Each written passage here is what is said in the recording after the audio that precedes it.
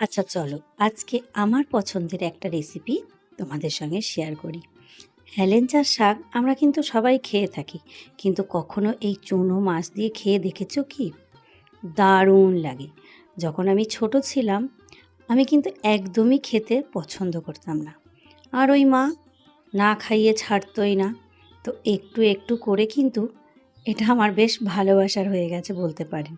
তো এখন যখনই আমি এই হেলেঞ্চার শাক দেখি, বাড়িতে আগেই বলে দিই, হয় ছোট মাছ এনো না তো কুচো চিংড়ি এনো। তো প্রথমে আমি শাকগুলোকে বেছে ভালো করে ধুয়ে টুকরো করে নিয়েছি, মাছগুলোকেও তাই।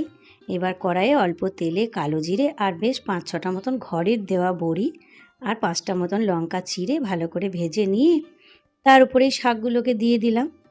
এবার ভালো করে নাড়াচাড়া করে ওর উপরেই ওই পরিমাণ মতন অল্প পরিমাণে লবণ, সামান্য পরিমাণে চিনি আর একটু হলুদ দিয়ে এবার নাড়াচাড়া করে 2 থেকে 3 মিনিটের জন্য নাড়াচাড়া করে নেব।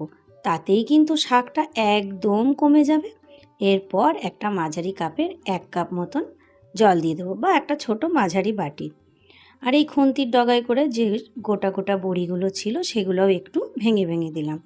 5 মিনিট মতন ঢেকে দিয়েছিলাম।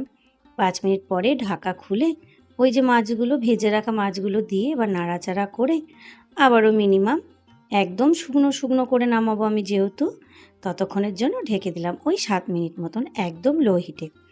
7 মিনিট পরে ঢাকা খুলে দেখে বোঝাই যাচ্ছে জলটা কিন্তু একদমই কমে গেছে। আরও একটু শুকনো শুকনো করে নামিয়ে নিলাম গরম গরম ভাতের সঙ্গে। দারুণ!